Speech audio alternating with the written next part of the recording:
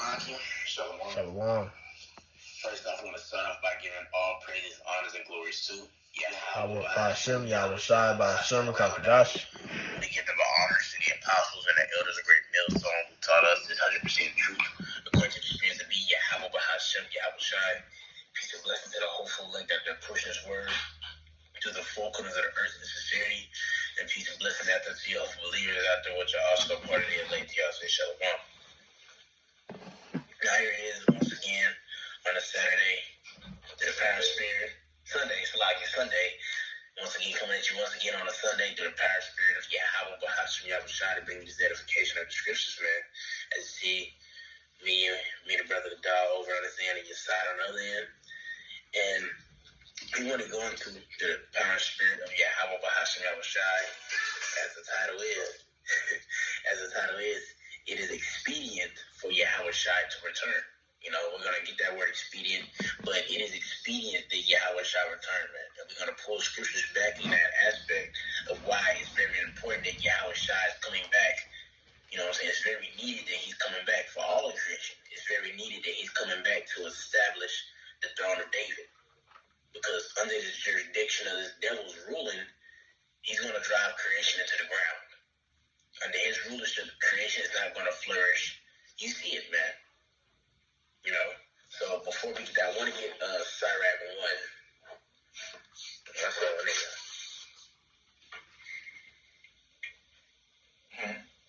So she says Sirach 1? Yeah, I got it. Yeah, Sirach 1. Let me put on screen, though.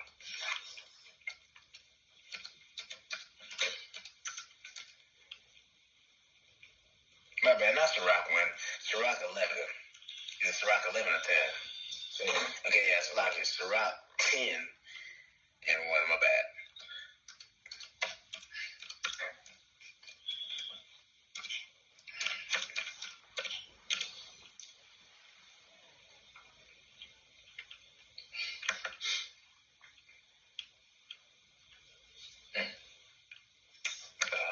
Wrong chapter on here.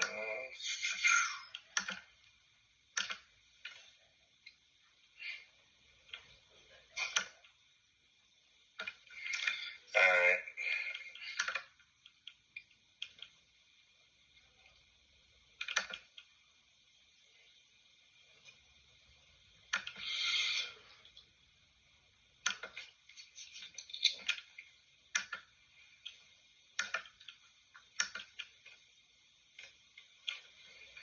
Alright. You gonna read off there, right? Yeah. You can start at verse 1. Yeah, this is Sirach 17, verse 1. It says, a wise judge will instruct his people, and the government of a prudent man is well ordered. Exactly. It said a wise judge, so a judge that has wisdom, he's going to instruct his people properly. And his government is going to be what? It's going to be ordered. It's going to be order in his government. You know, and we know that's only going to come by way of Yahawashi, you know, because he's the king of peace. He's the king. He's going to push forth law and order, because that's what the law and statute commandments are, is law and order. That's why when you read the scriptures, they liken the heathen nations unto beasts, because what a beast, they're lawless.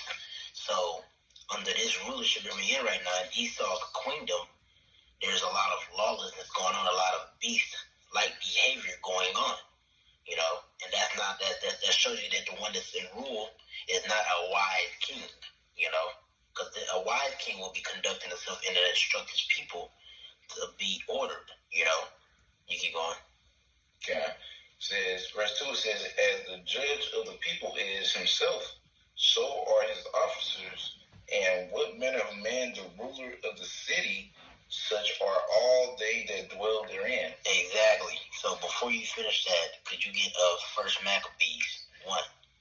Because, you know, as we're going to, it's kind of going to be like, you know, proportionally, because I want to touch upon the aspect of the current ruler and how he's not fit to guide and operate creation, because he's driving it into the ground. And then going to the aspect of the importance of Yahawashi's return, and he's the rightful ruler of the earth and all creation for life to actually flourish, you know. But as it says, as the judge of the people is it's like as the judge of the people is himself, so his officers and what manner of man ruler of the city is, such all that dwell therein. So whatever kingdom you're dwelling in, whoever the king, his vibration is going to be pushed out throughout the four corners of the earth. Whether that's a good vibration, whether it's a wicked, righteous, but it's that whatever vibration he's ruling, that's going to be pushed across the four corners of the earth. Let me pull this up real quick before you read it.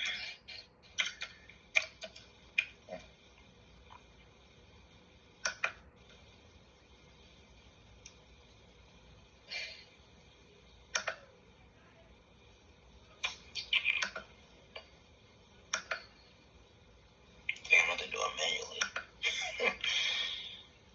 Oh, snap.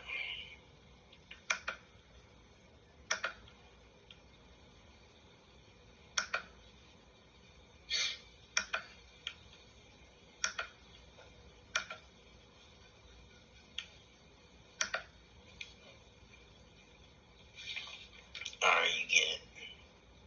You can start at, hold on. You can start at verse 1, though. First Maccabees 1. Damn, this First Maccabees chapter 1 and verse 1, it says, and it happened after that Alexander, son of Philip, the Macedonian, who came out of the land of Kittim, and smitten Darius, king of the Persians and Medes, that he reigned in his stead, the first over Greece. Exactly. So this is going into history, which you can read that history in Daniel 8. It speaks about the he-goat and the ram. Then we read down further in that chapter, it tells you who is the he-goat and who is the ram, going into the Greeks and the Persian Empire. Well, the Medes in the Persian Empire, but it was, at that time, the Medes were amalgamated into the Persians. And at that time, the leader of the Persians was Darius. Darius, it's Darius, pretty much. Not Darius Mede, because that's prior. So it was Darius, the Persian. And it tells you how Alexander, pretty much took over the Medes and the Persians, right? But there's something that came along with that. Go ahead.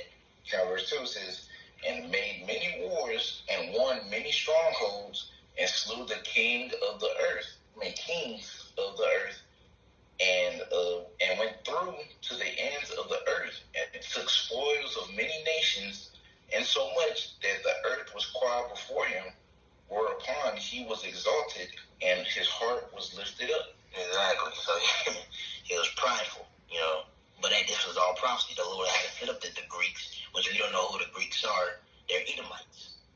So that's why that's why in Esau's history, he always makes sure he tells you about Alexander the Great. Because that was the first time that he really got in the power seat, and he was gaining that dominion over the earth. Keep going. It says, verse 4, it says, and he gathered a mighty strong host and ruled over countries and nations and kings who became tributaries unto him. Exactly. So he's the king. So after he took over the previous king before him, which was the Persians, that was the big empire at that time period. He took him over. He became the new superpower, the new empire in the earth. Right now, jump down to where is it at?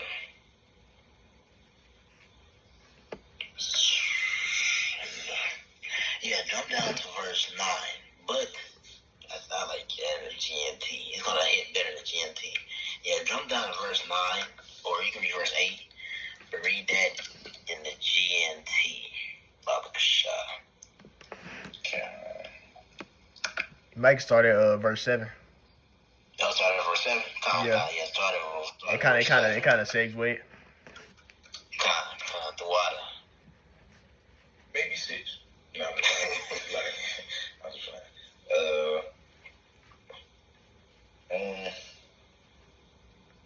I don't know. It's kind of weird in GNT. It's like 5 through 7 is a big paragraph. Just read it. Well, you can read 5. Or you can read 5 through 7. I'm trying to get it pulled up on here. It's computer acting slow. Say, man.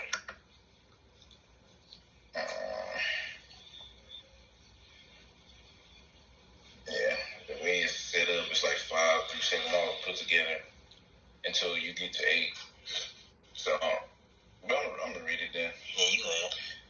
This is First Maccabees in chapter 1, reading 5 through 7, it says, when Alexander had become emperor for 12 years, he fell ill and realized that he was about to die. He called together his generals, noblemen who had been brought up with him since his early childhood, Seleucus and Ptolemy. That was the four generals that he called up pretty much. Go ahead. And it says, and he divided his empire, giving a part to each of them. After his death, the generals took control, and each had himself crowned king of his own territory. Mm-hmm. The descendants of these kings ruled for many generations and brought a great deal of misery on the world. Exactly. A great deal of misery upon the world. And what was that misery? I think it says, I don't know if it says in the KJV. Let me see. Yeah, I don't know if it says in the KJV, but it pretty much says evils are multiplied in earth, pretty much. That's that great deal of misery that they read. Ecclesiasticus, also known as Sirach, chapter 10, but it says, as a general ruling, their vibration is going to be pushed out like the four corners of the earth, right? And you see that, when the wicked wasn't ruled, the evils will multiply in the earth. As a matter of fact, brother, I can't think of what it said, but when a wicked bear rule, get more. And it's Proverbs 29. I knew it was Proverbs. Let me pull it up. If I'm mistaken, Proverbs 29 too. Now, if you got it in your side, you can pull it, or you got any points. Oh yeah, I can read it for you. It's 29:16. I'll read it. Wait for y'all to pull it up. It might be because you got so many pages on it. Yeah, it's a little thing. Ain't holding up.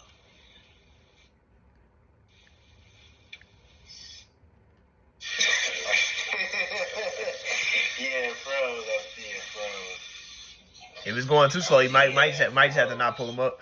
It's going too slow. It's causing it to trip too much. Oh, you got it? Yeah, I already got it. I got 29:16. All right, hold on. No, cause I'm trying to set it up real quick.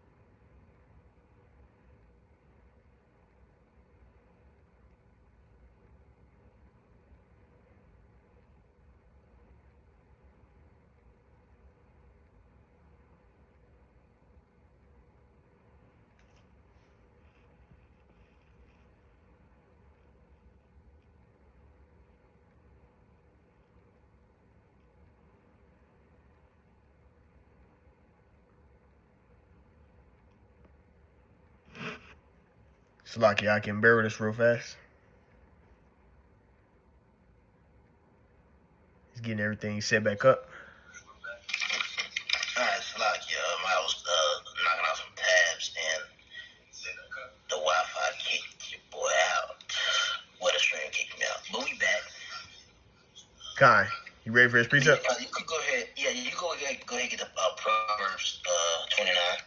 This is Proverbs 29 and verse 16. And it reads, when the wicked are multiplied, transgression increaseth, but the righteous shall see their fall. Exactly. So when the wicked are multiplied, right? Transgression, what is transgression? Transgression is transgression is sin. That's what transgression is sin. It's when you break the law. That's sin. So when the wicked, when the wicked are in rule, now what happens? Transgressions increase. Sin increases upon earth, and if sin increases upon earth, that means death increases upon earth. Because what? What is the wages of sin? The wages of sin is death. So if sin increases upon earth, that means that death is going to increase upon the earth. Keep going. God, you want verse 2 as well? This one, the wicked are authority, the people rejoice. Yeah, get that Bible shot. Yep, this Proverbs 29 and verse 2. Jumping up. It says, when the righteous are in authority, the people rejoice. But when the wicked... Oh, you got it. My bad. Now you got to finish it out. You just going to finish it up. Yeah, it says, but when the wicked bear rule, the people mourn. Exactly. So when the righteous are in authority, the people rejoice. But when the wicked bear rule, the people mourn. Why? Because much death is being pushed out when the wicked bears rule. As we just read in that first Maccabees in the GNT verses 5 through 7, it said what? It says that when the kings put crowns upon their head, and you keep reading on, it says great miseries came upon earth. Why? Because the Lord started plaguing this place. He started bringing forth that calamity, the destruction, because what? He was taking that kingdom out of rulership because it wasn't ruling in the right vibration. It was driving creation to the ground. And that's why, as we had the title, it's expedient that yahawashi come and establish the king of David, the throne of David Shalakia. Because with that being established, as I said in the next part of the verse, well, the beginning of the part of the verse, when the righteous are in authority, the people are going to rejoice. So we could jump back to the Sirach 11. I have one real quick for you. Oh, yes, I got one. Hold on. This is Revelation chapter 6 and verse 4. You already had that? I had it in my list, but I didn't bring it. I was like, oh, okay, kind. Bring it out. The Spirit went out. This Revelation chapter 6 and verse 4, and it says, and there went out another horse that was red. Now, horse is representation of power. That's why you got horsepower in cars, because it goes into like the power structure. And it says that was red. That red, when it describes red, that's talking about Esau, because his skin shows forth through his he has no pigmentation on his skin, so he was known as being red. And it says, and power was given unto him that sat therein to take peace from the earth, and that they should kill one another. And there was given unto him a great sword, which that's what Isaac blessed Esau with, was the sword. So a lot of times when it's talking about Esau, it calls him the devil, the serpent. It calls him the devil, serpent, and it also calls him the dragon. That's talking about Esau, Edom's rulership. And what he was blessed with was the sword, instruments to destroy. So that's going to what the brother was saying, man. When Esau is in rulership, he'll do nothing but destroy and kill everything by way of his wicked laws and legislations, and also just him being that violent man. Yep. And as a matter of fact, since you pulled that, because the brother gave me Habakkuk 2.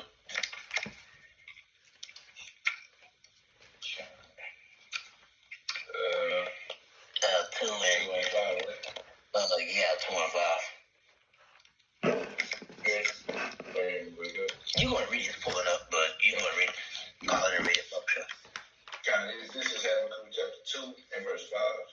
It says, yeah, also because he transgresseth by wine, he is a proud man, neither keepeth at home. Exactly. So it says, yeah, because he also transgressed by wine. This is going to Esau. And this wine is not talking about, literally a strong drink. The wine is a representation of his philosophy. So through his philosophy, through his teachings, he transgresses. What? So what is transgression? Sin. He causes people to sin through them taking heed unto his philosophy, his teachings. Go ahead. Continue on. It says, he is a proud man, neither keepeth at home, who enlargeth his desire as hell, and is as death. And that's the point right there. It says, and is as death. Because when it says before he enlarges his desire as hell, that means what? That means that he can't, like it says in, Ezekiel? I think it's Ezekiel 30 or 31. Since thou hasn't hated blood, blood shall pursue thee. He enlarges his desire as hell. Hell is what? Going to the pit, the grave. The grave is, it's deep. You can't fill the grave up. You can't ever fill the grave up with too many dead bodies. That's how Esau's, that's how his desire is. is as hell. His desire, it can never be fulfilled. He's done did so many things to the Israelites, man. As it says in Zephaniah, you know what I'm saying? The Lord is sore displeased with the heathen because they had forward our affliction. Esau went far, and he's trying to go even further to build a dang sea up in you. It wasn't enough to just have the earth in his hands. He wants to be the Most High. He's going that far. He wants to be the Most High. He's like, I can't just be a mere mortal on the earth. No, I want to be the Most High. And Obadiah tells you about that, how he exalts, put his nest in the clouds. You know, it tells you pretty much going to how the mindset Esau, that's his desire. He wants to be like the Most High. And it says he's at death. Because that's another title for Esau. You know, because he's a son of perdition, but he's death. But why is his title death? Because he's the wicked. He's the wicked. Because what is it when you read Malachi 1? It says it calls on the border of wickedness. And pursuing the Job 9:24, the earth is we're under the jurisdiction of this devil right now. Because the Lord set him up. But we're under the jurisdiction of the devil, and through his philosophies and teachings, he's causing a lot of death and turmoil to be played out in the earth. And that's just how the Lord fashioned him. You know, and if it continue on, well, what happened will be creation will cease to exist. I got that scripture. You go ahead and pull it. Yeah, I had that earlier. I was waiting for you to switch gears. This Matthew 24, and I'm gonna get verse 22. That's It says, "And except those days should be shortened, there should no flesh be saved." Exactly. So, if it wasn't for Yahawashi having it set up to where Esau's going to rule, but during his rulership, he was going to speed up the time and he shortened the days. No flesh is going to be saved, man. No flesh will be able to survive. Even Esau himself is not even going to be able to survive the way he's rolling. That's how stupid Esau is. Here it is, you're telling the master of the universe that you did everything wrong. Men are not supposed to be with men. Men are not supposed to be with women. Men can have kids. Women to be the man. You over here telling the creator how his creation is supposed to operate. And you part of creation. But the thing is, the Lord made Esau to be like that. Esau's supposed to be that creation that he created to be adverse towards him. That's why he's got the title in the scriptures as Satan. Satan means to be adverse. And what does 2 Thessalonians tells you? He comes in the working of Satan. In that Greek word right there is energio. So he comes in the energy of Satan. He comes in that adverse-like spirit, which the whole masses of the world is feeling that adverse type spirit. They're feeling the results, the fruits of somebody being in rulership and pushing forth an adverse lifestyle towards the proper way of how life is supposed to be conducted. They're feeling it. That's why it's very important, it's very expedient that Yahawashi is coming, because due to Yahawashi coming, taking this nigga out of rulership and establishing the throne of David, flesh is going to survive. Creation is going to flourish. That's why I said the Lord shortened the days for the elect's sake. And that's a key point too, because by Yahawashi doing it, what he had to do, he had to make sure that the sons of God wasn't going to be wiped out. That was the first step, because what's so important about the sons of God? They're going to be the ones forwarding that philosophy of life. That's why when you read prior to verse, it says, "But for the elect's sake, those days were shortened." Because if he didn't shorten the days for the elect, Jake will be wiped out. And Jake is the key component to allowing life to be flourished, because Jake is that physical extension of the Lord. That's why he created Jacob, to be the instrument he used to tell the other nations how to conduct and how to live. That's why Jake is so important. Could you get, as a matter of fact, can we get Romans 8? Romans 8. I still got more than Habakkuk 2, let you know. Oh, yes, Lakia. Go ahead and finish out that Habakkuk 2, and then we can get to Romans 8. The 8 and, I think it's like 19. But yeah, we could, you could finish out that Habakkuk 2 Bible shop. Okay. This is Habakkuk chapter 2, verse 5. I'm just reading from the top. It says, also because he transgresseth by mind, he is a proud man, neither keepeth at home, who enlargeth his desire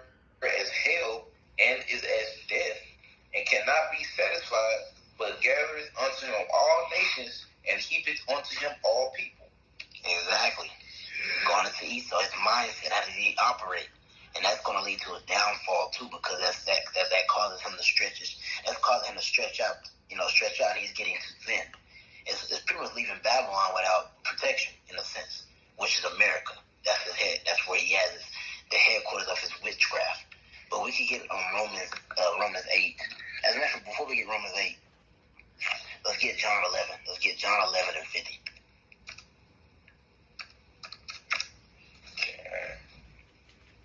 And then when you get that, go into the word expedient in that verse. Okay, this is John chapter 11, verse 50. It says, nor consider that it is expedient for us that one man should die for the people, and that the whole nation perish not. Exactly. So who was that going into? That's talking about yahawashi. It was expedient for yahawashi to do what he did, because what was that going to do? That was going to begin the ushering in of the throne of David and the proper rulers of the earth, where creation is going to flourish. We just read in that Sirach how the judges, so is the people. So if the judge is wicked, the people are going to be wicked. And that's going to cause sin to be multiplied, and that's going to cause death and turmoil and plagues to be brought upon that place. But when you on the flip side, when you have somebody that's righteous, like we read in that Proverbs 29, the people are going to rejoice at that, because what's going to be put forth? Life. It ain't going to be no death, turmoil, none of those things, plagues. No, it's going to be life. But that's when it's going to come by way of what the sons of God being set back up in their rightful order, which first begin with yahawashi. So read that John 11 and 50, then get expedient. Okay. I'm going to get expedient, and you got it in the etymology. Mm-hmm. Okay, you can read that one too. I mean, I can get it in the blue letter, but I was looking at the etymology. I think it's better in the etymology. Okay, yeah, whatever the Spirit adds, man, you go ahead though. Back in John chapter 11, verse 50, and dang it, sloppy. There it goes. And it says, nor consider that it is expedient for us that one man should die for the people, and that the whole nation perish not. Exactly, because what's so important about the nation Israel? They're the ones that's going to forward the righteous way.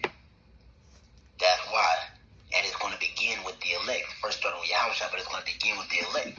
That's what makes the elect so important, because they're the first fruits to usher in the throne of David. And what's so significant about the throne of David? That's how the Lord wants to be set up upon earth. That's how life is going to be flourishing. That's how creation is going to be guided properly. If you look at, that's why when you read the scriptures, pretty much when you think about the laws and all that, the Lord, in a sense, the Lord pretty much put Israel on game on how to run his business, which what is the Lord's business? Creation. And he put the Israelites on game on how to run his business, how to make my creation flourish. He didn't give that to no other nations. He only gave that to the nation of Israel. Psalms tells you about that. Now I get the word expedient. I've got the word expedient in the Edemon online. It says fit, proper to a purpose, beneficial. Fit, proper to a purpose, beneficial. What's that purpose that needed to be established? The throne of David. So through Yahweh's sacrifice, the purpose, the Lord's will is going to be played out of the throne of David being put in authority over all of creation for eternity. Because if Yahweh didn't come down, if Yahweh didn't send Yahweh, if Yahweh didn't have grace, he decided not to have grace, and he didn't send Yahweh, then guess what? Jake will be in perpetual slaves. And the Lord didn't give no other nation the understanding on how to guide creation. So therefore, whoever's in rulership, it'll just be a translation of powers, but eventually the rulers will eventually drive creation to the ground, due to the fact that I'm not having the understanding on how to guide creation properly. You keep going if there's some more meat on there. I just kind of picked up the main one. Well, here goes. Well, I'll say this one. I don't know if, You go ahead. It says, that which serves to advance a desired result. Ooh. It serves to advance. So, like I said, beneficial. So Yahweh his return is expedient. It's beneficial for all of creation. Yeah. Because without that, true. You know? Now we can get to Romans 8. Yeah. I don't know if you saw it. You want to get it, or I got it? I can grab it. Yeah, you got it, bro.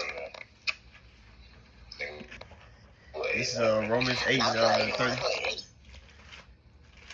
can't remember. I know it's kind of I know it's Romans 8. And I know what you're looking for. I'm flipping to it right now. You know. Yeah, I just gotta go ahead and get to it real quick. Oh. This is Romans chapter 8. I believe it's like verse 20. And this is I verse. think it's verse 20. Oh, you mean still in divinity? Yeah. Yeah, it's 20. Yeah. Started 19. Nah, not okay. Oh yeah, 19 is good. 19 is good for what you was going into. Yeah, that's where it is. Yeah. The one I want is 19. We can read 19 and 20, but 19 is where it's at. You go ahead. Yeah, this Romans chapter 8 and verse 19. For the earnest expectation of the creature waited for the manifestation of the sons of the power. That's the key point. The earnest expectation of the creature waited for the manifestation of the sons of God. The sons of God are the Israelites. It didn't say waited for the manifestation of Esau, waited for the manifestation. Well, it would have said, it didn't say waiting for the manifestation of the sons of the wicked. Or it didn't say waiting for the manifestation of the sons of man. It didn't say that. It said the sons of God, the Israelites. Why? Because the sons of God are the ones who's going to put creation back in the right puzzle spots. Right now, everything's all out of whack. Right now, you got a puzzle piece that's in the wrong spot. You know, as a matter of fact, could a brother pull me, what is it, Isaiah? I think it's, not Isaiah 24, Isaiah 29. Isaiah 29 and 16 real quick. Okay. Con, you going to bring it out? It's Isaiah chapter 29 and verse 16. It says, surely your turning of things upside down shall be esteemed as a potter's clay. For shall the work say of him that made it, he made me not? Or shall the thing framed say of him that framed it, he had no understanding? Exactly. So the Lord knew what he was doing. When he made Esau to do exactly that. Turn everything upside down. Brothers say it all the time. This is Bizarro's land. If you know about Marvel, DC, my bad. If you know about DC Comics, what is Bizarro? Bizarro is a reverse version of Superman. Or Superman named Kyle All Powerful. So Bizarro is pretty much Satan. He's adverse towards the way how Superman is. Bizarro tell you has to go, but he really means stop. It's backwards. Just like the Lord said, woe unto those that call good evil and evil good. That's what you see being done here. That's Bizarro. So Esau has turned everything upside down. So creation is waiting for the sons of God to turn everything back right. Because everything's upside down. The servant is ruling and the proper rulers are slaves. They're servants. That's not right. What did King David say? He said, I see servant on the horses and kings walking.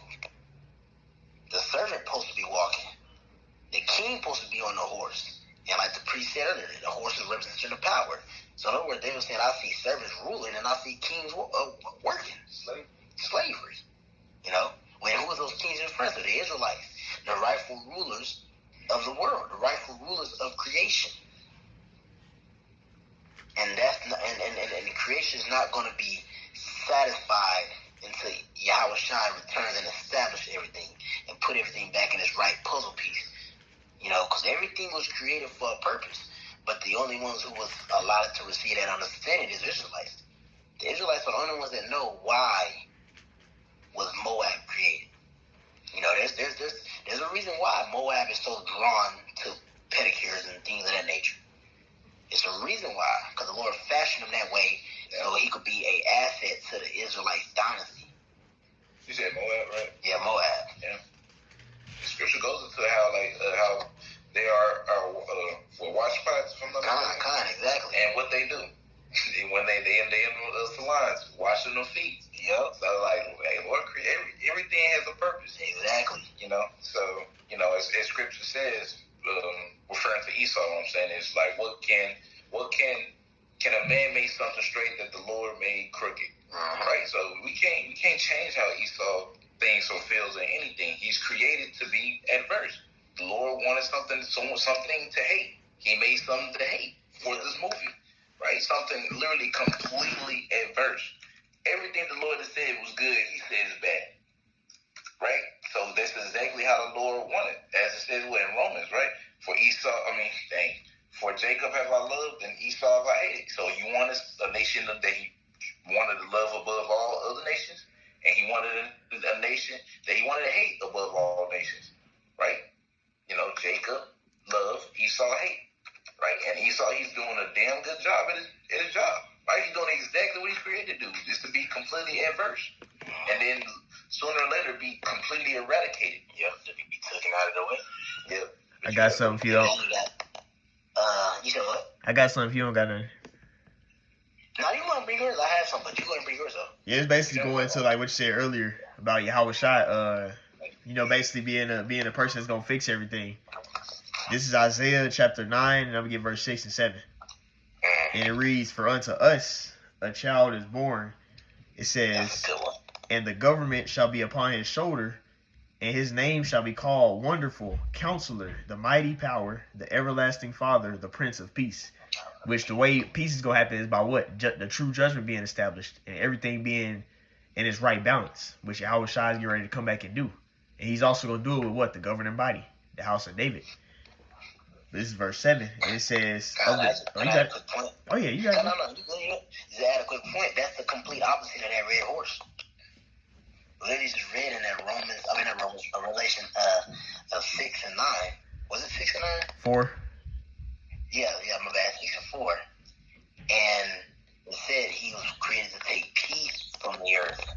But this king that it's speaking about in Isaiah 9, it says that his purpose is to bring forth peace, establish the proper way of how things are supposed to be governed. And then I like how it says the government is upon his shoulders. Because just for me, it makes you think about when it says the government is upon his shoulders, meaning it all relies upon Yahawashi. It ain't gonna be able to happen unless he's the spearhead of it. And Yahawashi's already beginning that over 2,000 years ago when he started his ministry. And it's still being continued on to this day. And now we're at the point to the end of his which his ministry ended, after 33. But the teachings he was teaching still carried on to today. And now we're at the point to what? So now he's gonna come back again. But when he comes back this time, he's going to set everything in its rightful place. Kind of like how the brother Gabar liked to go into the Snowpiercer movie when the old lady came to the back of the train because she was a higher up. She came to the back of the train, the poor people, and she took a shoe. She said, "You see this?" She put it on her head. She said, "It's not supposed to go there, right? It's supposed to go on the feet. That's what you are." So that's what the Yahawashi is going to do. Yahawashi is going to come back and say, "You see that? Esau being the shoe, the gum on the shoe, the spit. You supposed to be here at the bottom. Not supposed to be the spearhead. Look what happened when you are the spearhead. Creation ain't functioning right. Animals beating themselves. Animals are sodomites. How the hell is an animal a sodomite?" You know what I'm saying? Yeah. Here it is. The scripture say it all the time. Nature. And you're supposed to look at nature. Nature is supposed to teach you how creation operates. But nature is so messed up, man. You look at nature, you got animals that are sodomites. They're not able to operate in their real estate, due to the fact of Esau's rulership. Creation is groaning. Isaiah 14 says that how the cedars of Lebanon will be like, "No fella has come to cut us." Well, she paraphrased. They're gonna be singing and rejoicing at the returns of the sons of God in the spearhead seat for eternity, though. Cause we was in the spearhead seat for a little bit, but this time we're gonna be eternity in the spearhead seat. But you go ahead, you got it. God, and also I want to add on to it, called him the Everlasting Father, because guess what? He was the first spirit the Heavenly Father created.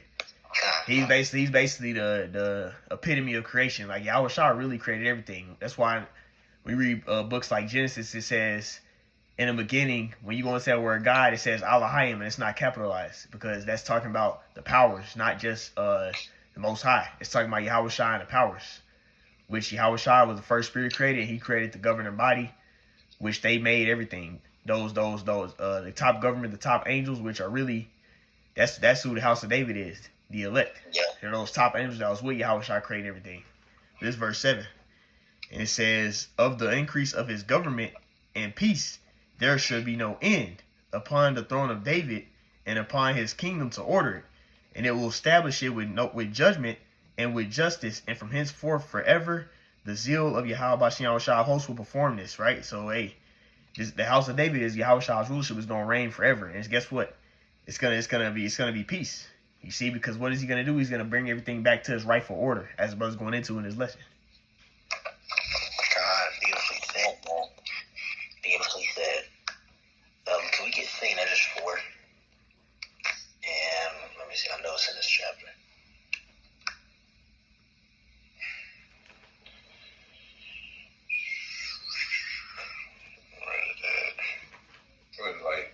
What does it say if you know? It pretty much says that which is sown as evil cannot pass away. Well, that which is sown as good cannot come unless that is evil that has passed away. Kind of loosely paraphrasing. Alright, I found it. Wait. Yeah, I found it. So yeah, second Edges 4, and you can start at verse 28. Yeah. Alright, this is Second Edges chapter 4 and verse 28. Let me well, you go ahead and read it, but I'm gonna share this tab, but you can read it out. Okay, Second Edges chapter 4 and verse 28. It says, but as concerning the things whereof thou askest me, I will tell thee, for the evil is sown, but the destruction thereof is not yet come. Exactly. And what's that evil that's sown, but destruction ain't came? It's talking about Esau. You know, that wicked root Esau. He's been sown. He's been planted. You know, because Ezra he wasn't in the kingdom of the Roman. He wasn't in the Roman Empire. You know, but he had a vision foreseeing those things of the end time prophecy. He asked the angel to show him. The angel showed him that he was going to be sown. You know, and we're in the times of that evil being sown, but destruction ain't came yet. We close though. We close. We closer than we have ever been before. Go ahead though. Kind of continuing on, verse 29. It says, if therefore that which is sown be not turned upside down, and if the place where the evil is sown pass not away, then cannot it come that is sown with good. Exactly. And what's that sown with good? The establishment of the throne of David. So unless Yahawashi returns and undoes all this shit and take Esau out of rulership, the righteous kingdom ain't gonna be established yet. That's what it's saying. It ain't saying like, hey, if Yahawashi don't come, creation pretty much fucked. That sown wicked root gonna grow and it's gonna fuck everything up and it's gonna contaminate everything, and eventually it won't be left root for anything because it's gonna be done. You know? But due to Yahawashi coming back, that good is going to come forth to creation, being the establishment of the throne of David, which the priest beautifully read in Isaiah 9. You know, he's going to allow peace to flourish. Why you think in Isaiah 2 it says how the heathen's going to beat their warlike weapons to agricultural weapons? There will be no more war in the kingdom of heaven. That's when you know that when the sons of God come to rulership, it's going to be nothing but peace. There ain't gonna be no missiles flying. No, now don't get it twisted. You heathens gonna have the curses on you, but you're gonna be under a system, a government that's gonna have the repercussions for those who break those laws. Y'all still gonna be subject to them though. Y'all gonna have to do y'all sin sacrifices. Israel won't have to do those no more, but y'all heathens will have to do your sin sacrifices. But you're gonna love our rulership because your woman's not gonna be able to commit adultery and run off in the sunset with that nigga and your ass locked up in life in jail because you tried to attempt to kill him. No, her ass gonna be judged if she was in the wrong. If the man took it and she didn't yell according to the law, they both their ass dead, and that's gonna bring joy to you because justice is gonna be put forth through the earth. So y'all gonna have the curses on y'all, but y'all not gonna be in Esau's kingdom. So that was it on there, right? Yeah, that was it on that. Could we Okay, well, Isaiah and Job. Okay, don't worry about Job. Get to Isaiah 24, and then we're gonna jump back to Sirach and just read all the way down to where the Lord says times is gonna, well, verse 4 when he says the due time is gonna set one profitable. So get to Isaiah 24 and 5, and we'll jump back to Sirach after that. This is Isaiah chapter 24 and verse 5. It says, the earth also is defiled under the inhabitants thereof, because they have transgressed the law, changed the ordinance, broken the everlasting covenant. Exactly. The earth is, read it again about Truslaki. Very good. Because even when you read in, what is it? I think it's Ezekiel 13. But it appears to say when the land sins against the Lord, which the land, a land can't sin against the Lord. It's talking about who's governing in that land, But you go ahead and read it again. Okay. Oh, shoot. Okay. This is Isaiah chapter 24, verse 5. From the... I'll just wait till you get it, because you're like you're going to get it right. Yeah, I'm going to get it. Okay, I'm just waiting till you kind of get it pulled up. Got that loading circle. Dang. I know, right? I'm going to have to give me another one. I'm going to just do this for researching. But you go ahead. Guys, Isaiah chapter 24 and verse 5. It says, the earth also is defiled under the inhabitants thereof, because they have transgressed the law, changed the ordinance, broken the everlasting covenant. Exactly. The earth is defiled. It's become in an abominable state in the eyes of the Lord. It looks detestable to the Lord and to his men. Why? Due to the jurisdiction at that time.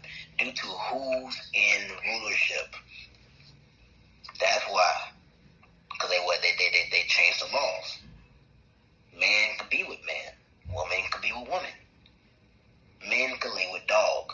Women could lay with cat. Fulfill the lust of your flesh to the fullest. YOLO, my bro. You only live once. Do whatever the fuck you want to do.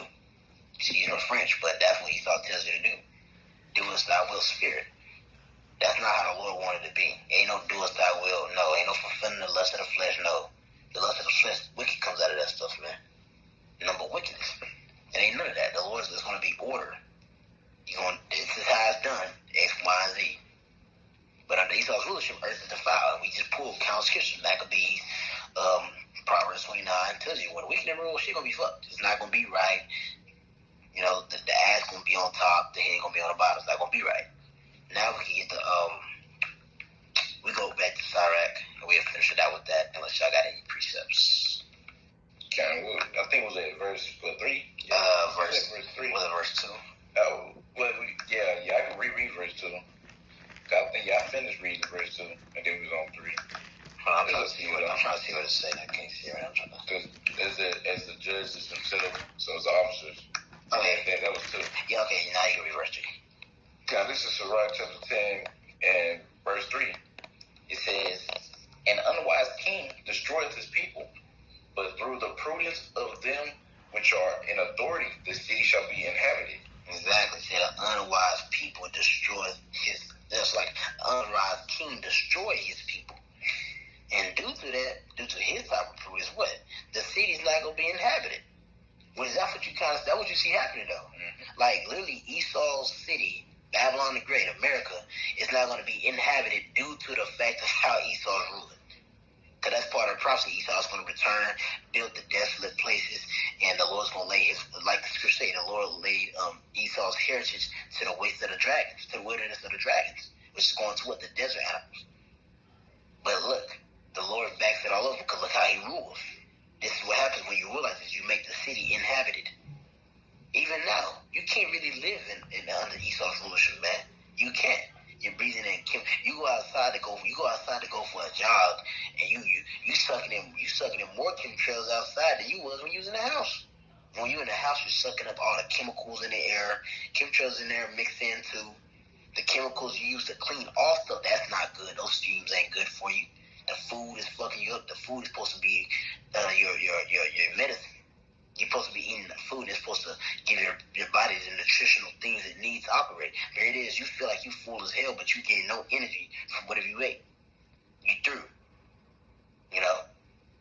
And that's due to a rulership of an unwise king. But like scripture say about Esau, him being evil unto himself, who could he be good unto? So Esau's fucking up his own. He's even fucking up his own people. now we can finish out with verse 4.